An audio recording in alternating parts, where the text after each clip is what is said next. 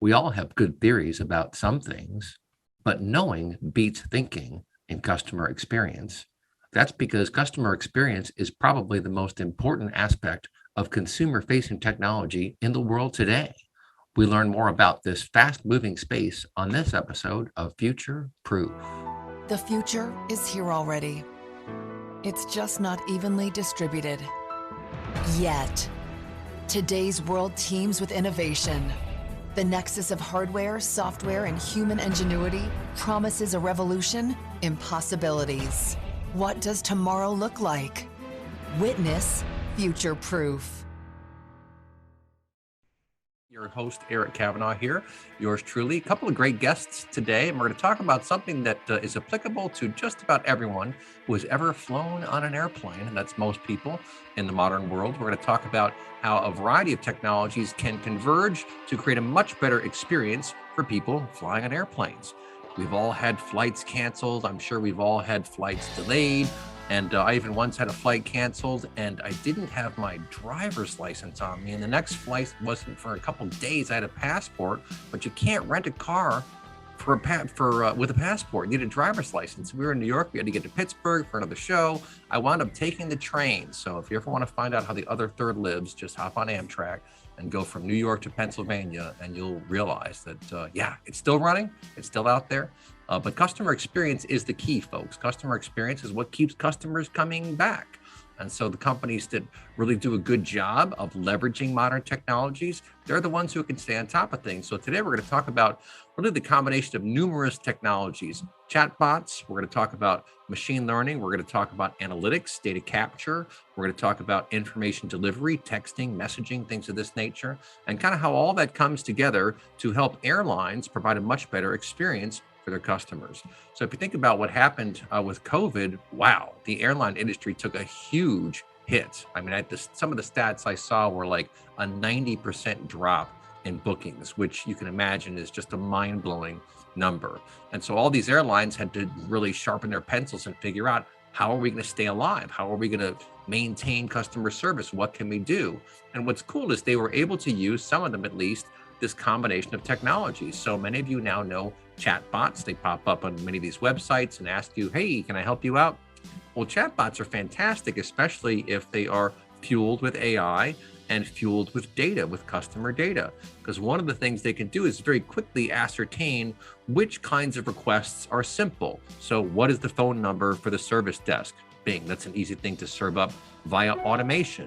Or just basic information about flights. You can type in the flight. It goes, okay, here's your information. Once it gets a bit more complicated, the chatbot typically needs to bring in an actual customer service rep. But the thing is, if it's designed properly, once that transfer takes place, the customer service rep has all the information right at their fingertips. They don't have to ask you all these questions about who you are, where you're going, where are you now. All this stuff has already been captured and processed and sent to this person. And then if a company is really clever, what they can do is in the background, they've been scanning around for other available flights. And so the machines, if you will have a recommendation for the customer service rep of the best way to get back on track with this customer. So there are all of these wonderful things that can be done if you use the technologies that are available. So today we're going to talk to Ido Bornstein-Hacohen. He's with a company called Verint. They do customer experience. They have a whole range of technologies that they use to help companies optimize what is often called CX. And we have the inimitable Evan Kirstel with us today. He's an industry analyst who tracks all of these different trends and really focuses on AI and machine learning, but also social media, communications. And he has some recent fun stories to tell us as well. So first, I'll throw it over to Ido Bornstein-Hacohen. Tell us a bit about yourself and Verint and what you folks are doing in the space of optimizing customer experience. Definitely. Thank you so much, Eric. Really appreciate you having me on the show today. Really excited, to speak about these topics. And like you mentioned, Verint is a customer engagement company. We're a customer engagement platform, and we allow people, brands, basically, to engage with their customers. And we provide them with the tools to do that, from the very basics of workforce management. So, scheduling people to sit in specific shifts, all the way through customer engagement. So you mentioned chatbots, you mentioned automation, you mentioned, data and channels. We bring all of those together to create a seamless customer experience and enable brands to really delight their customers as they're engaging with them. And today we're going to speak about some of the experience that we've had over the last year as it relates to airlines. Yeah, let's dive into that. I'm glad you mentioned too the back office side of this equation, right? So think about scheduling, who needs to come in today. Think about the pilots and of course the stewardesses and so forth, and all the different people involved, all the people who take the cargo off the planes. In terms of understanding who you have to have in the field, well, that's a direct result of how many passengers are going to be coming through, of how many flights are going to be coming through. So again, the more clever you are in automating certain tasks, or at least automating recommendations for decision makers to base their decisions on, the better off you're going to be in terms of managing what is a very unwieldy and, well, let's use the word, turbulent scenario, right, Ido? Definitely, 100%. And when you think about it, Verint has been doing a lot of work to actually make this engagement seamless. Right, like one of the things that we've been doing, I actually was a CEO of a startup company that was acquired by Verint back in August of last year. Right, we were very much focused on the new ways of customer engagement, what we call digital engagement, bringing together, chatbots that we see, automated conversational interfaces with actual people who are representing the brand, and making it very easy for people like you and I who are trying to engage with them and get some information, get the data, first of all, get access to that data, right? And then again, get whatever we need to have resolved in a very easy and seamless way, right? And we've seen throughout the years that this is one of the main things that actually promotes loyalty, right? And when you think about, some of the challenges that the airlines have been going through over the last, 2 years or so, loyalty becomes super important, right? And it's not only for airlines, by the way. It's every industry and vertical that you can think of has to have some sort of a way to engage with their customers. So we also saw it when it came to e-commerce, right? So one of the most interesting stats that is being mentioned, throughout the last year or so, is that the pandemic, COVID, has actually propelled e-commerce and airlines and customer engagement 6 years into the future. Wow! So when you think about it, right, there is although it has been a very challenging period for a lot of brands, for us as consumers, there's some benefits, right? There's some positive that we can see as a result of it, and part of it is really making it really easy for us to get the information that we need, to have control over the things that are happening to us in our lives, and especially as it relates to, to airlines. We're going to give a few examples today of, what the airlines have seen. But when you think about it, you're getting ready to go on a flight there, Eric, and then you suddenly get a message that your flight has been canceled. Or maybe you don't even get a message. You get to the airport only there to find, right, that your flight has been canceled. Right. We could do that a lot better. Right? I mean, both from notifying the customer that something has happened, all the way through amending it and changing it, right? Allowing the customer to do it, to have control, to do it on their own, but also allowing the people within the brand, within the airline, to have access to all of the information, whether it be the customer information or the flight information, so they can manage it in a simple, coherent way, and really make it easy for the consumers and delight the consumers and the people who are supposed to be flying. So, technology is making, a lot of improvements in the way that we just live our lives.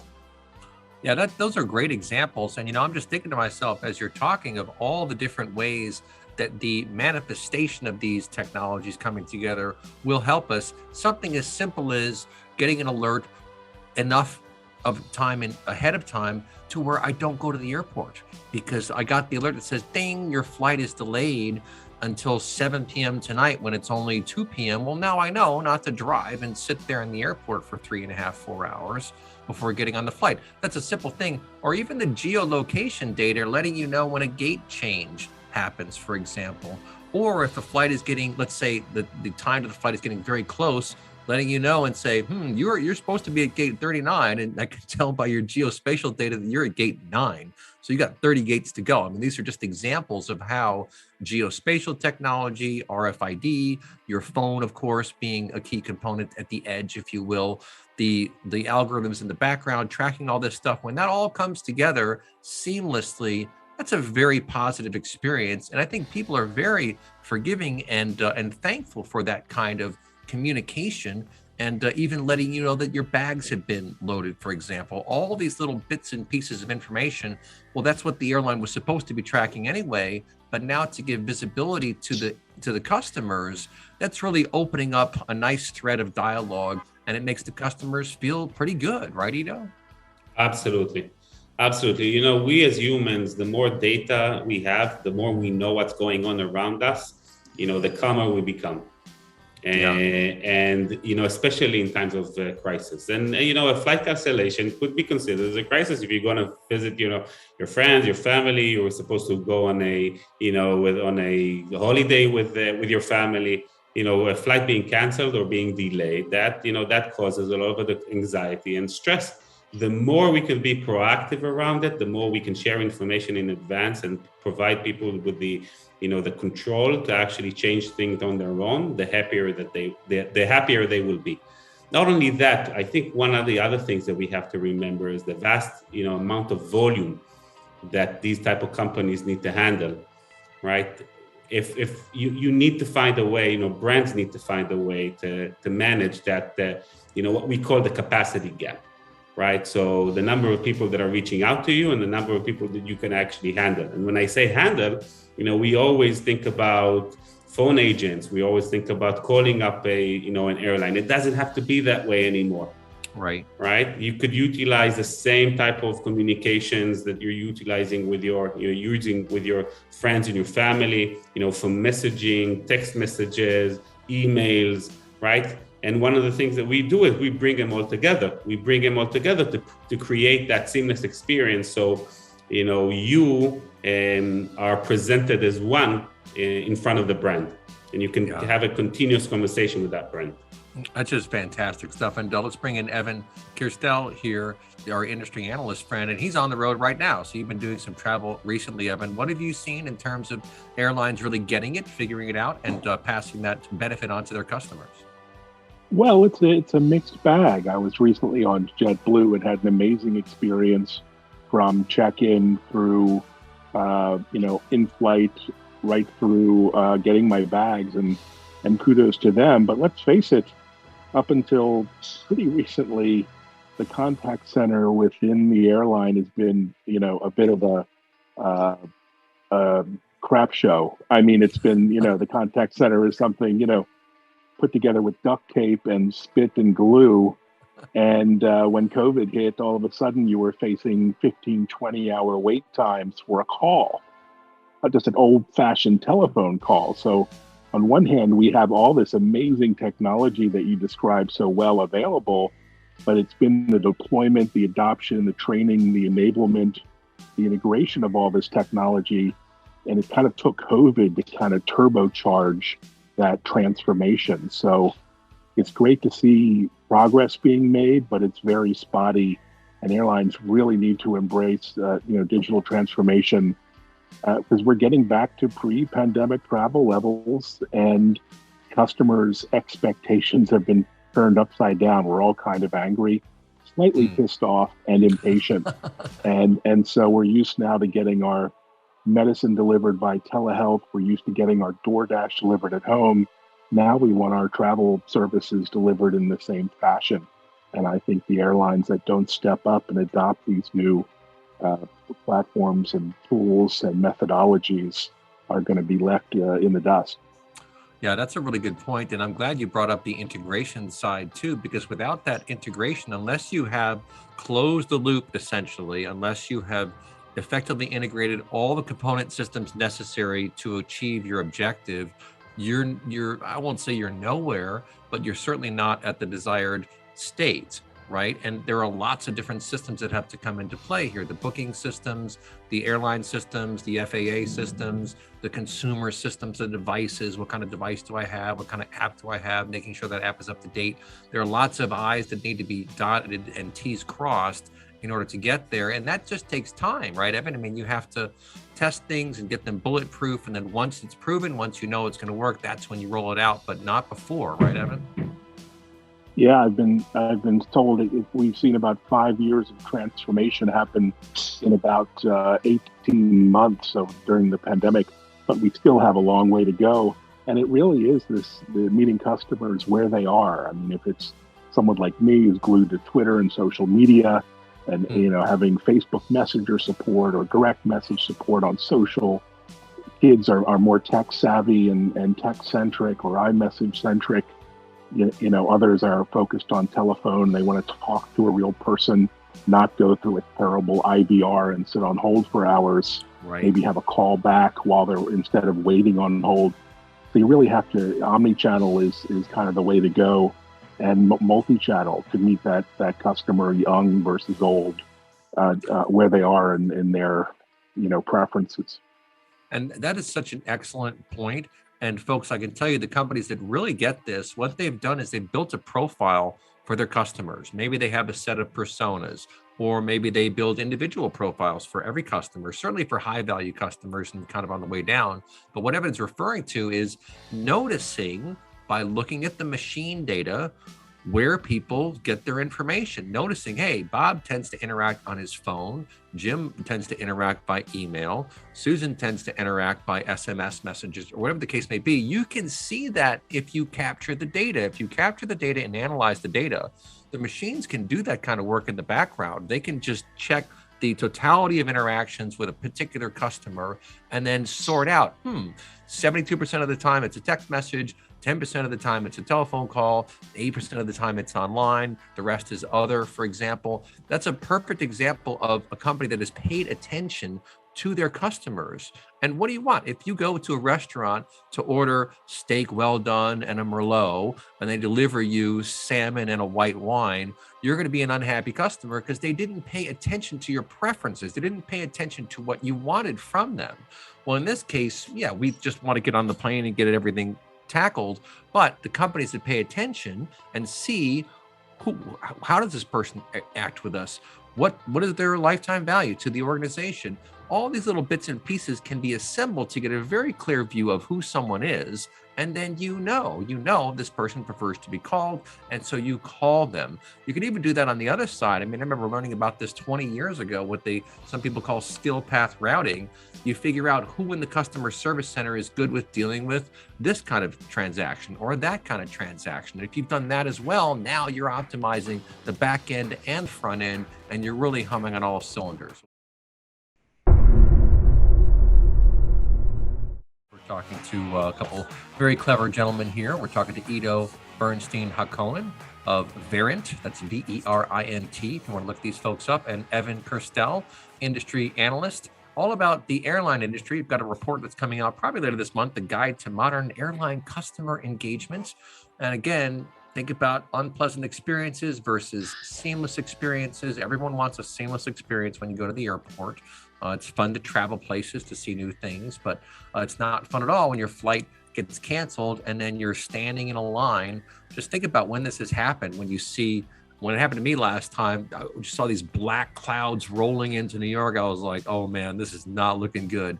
And sure enough, flights started being delayed, flights started being canceled, and we were in some deep trouble. And I remember seeing this line of people. I'm talking hundreds of people in a line at an airport waiting for one person behind a kiosk to solve all their problems. I mean, can you imagine how unhappy each and every one of those people were? It was not a pretty experience. But if you use the technologies we're talking about today, and it's really the combination, and it must be integrated properly, chatbots, machine learning, connected to real systems, booking systems, for example, you get that all sewn together. You don't have to stand in those lines anymore because all those customers are going to get texts on their phone that they're going to be given options for how to resolve their problems. And Ido, I mean, you almost can't even compare those two experiences. Waiting in a line of 175 people versus getting a text and then just going to the restaurant to eat some food while you're waiting for your flight. It's a pretty big difference, right, Ido? 100%. You could actually be at the restaurant already Right, eating that's your right. food while you're doing that. I mean, I think the easiest way to equate would be, getting a car service before Uber and getting a car service after Uber. Right. Right? It's just a click of a button and that's it. You don't have to do anything more than that. Right. And that's the type of experience that we're trying to shoot for. Yeah. Right? Make it. We're not there yet. The world is not there yet. But, I think that there's steps that can be taken for airlines to be there. And those that are going to be there will be the ones who are going to strive. And those that will not be able to get there, or are not going to get there, are going to be the ones who probably will diminish, and we won't see them in the future. That's exactly right. And you bring excellent point bringing up Uber. I'll throw this over to Evan, because thanks to the cloud, thanks to the ubiquity of devices like smartphones and the ubiquity of services like Amazon and Uber, what happens is someone innovates like Uber and everyone can see that innovation. And so now we know what's possible. So we're like, oh, well, why aren't you doing this? Why aren't you doing this? We see this even internally at companies when they're trying to use their legacy systems for analytics, for example, or data science, whatever the case may be. And they see how easily some of these big companies do that stuff. That changes expectations, and expectations drive change, right, Evan? Yes, indeed. And change is the one imperative. And unfortunately, it's not that easy. If it were easy, everyone would be doing what Apple and Uber and Amazon do.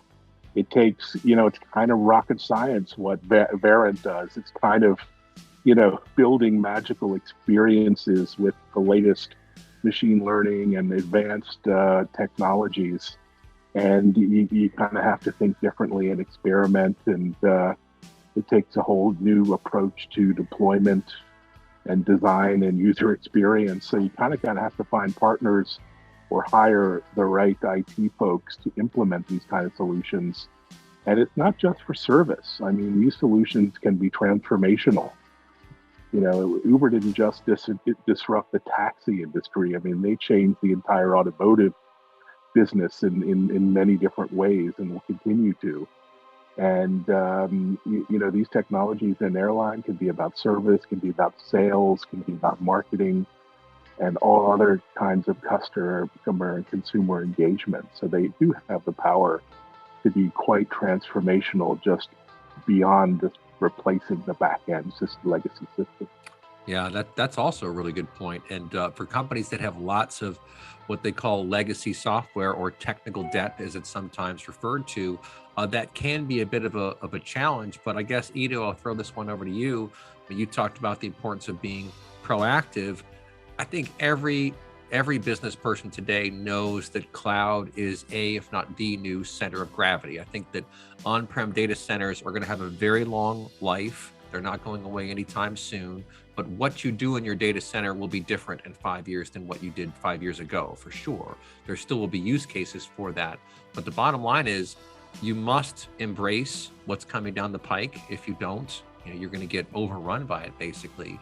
And it really pays to know what you have. And you need to have people on your team who are researching what is available today.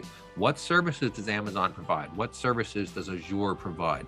What services do best of breed companies like Verint provide? It's really imperative to know that and be able to kind of map that across your systems to figure out what it's going to take to integrate these things. What is it going to take to connect live to these systems? And a lot of that boils down to APIs and some of these new ways of just integrating systems, right? We used to do it in a much more manual and brittle way, and now it's RESTful APIs, which will handle whatever request comes their way, right? So you really have to embrace the integration technologies and know what's out there, and that's changing by the day, right, Ido? Absolutely. So it's all about integration technologies, cloud technologies. It's all about making sure that you're building an open platform, making sure that your, even the legacy systems that you have within your organization are able to talk through APIs with, cloud-based systems. And this is kind of the basis of the magic that brings it all together. Yeah. right? When you think about our system as an example, it's not about doing everything. It's about getting all of the data that is needed to make customer engagement magic. Yeah. And it can be any number of things, but you do have to start somewhere. Maybe, Evan, I'll throw this over to you for, let's say there's an airline executive listening to this and they're not really doing what JetBlue is doing, for example. What's some advice you can give for where to start? Is it, maybe a customer service application? Do you start with a particular app, or do you start by mapping out what you have available? What are your thoughts on how to get the ball rolling?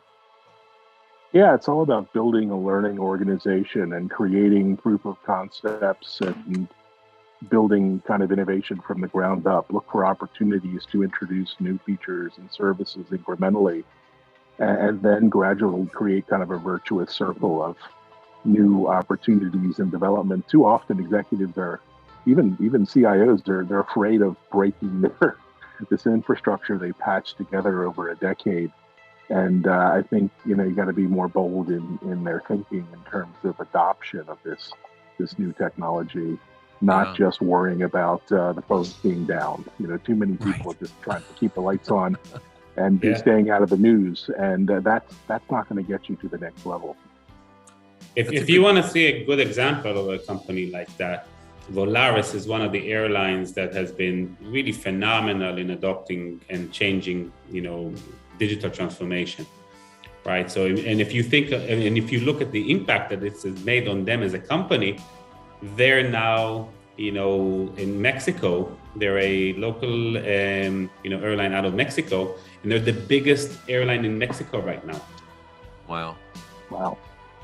Yeah, another example is Emirates out of Dubai, where I, last flown there. The entire check-in process was based on facial recognition from the desk to the lounge to the airplane. Never once did I have to get my ticket out or my boarding pass or talk to a person. It was seamless through, several cameras that you went through, which had my passport on file. So, internationally, that's a requirement anyway. So yeah, what an amazing experience, and took so much time out of the boarding process. And there again, anytime you're waiting in a line, this is my rule of thumb, right? If you're waiting in a line, something is wrong. Like someone screwed something up. I've been to, I think, 17 or 18 jazz fests in New Orleans. And I'll tell you one thing they figured out early in the ball game is when you do these big festivals and you have 80,000 people on the fairgrounds watching these shows, you know what they do? They set up lots of lines for the beer tent. It's not just one person, it's like 20 people, and they go all the way around, and they're like, pow, pow, pow, pow, pow, pow, just sending them out the door. That's what you have to do. You have to adapt to the environment around you. And podcast bonus segment is coming up next, but I think what we'll talk about is distributed systems and single points of failure. What Evan was referring to is a so-called single point of failure. The phone system is an archaic system, and it goes down. That was a single point of failure, and that failure will cost you dearly. But what you're seeing now is many of these new systems are distributed systems. So if something goes down, it's part of the app. It's not the whole app. It's a function inside the app, for example. It's not the entire application that crashes. And so distributed systems are much more fault tolerant. That's what they were designed to be. They were designed to be able to handle that kind of scenario where you get a spike in activity, and you don't want those spikes to wind up causing tremendous trouble for your customers.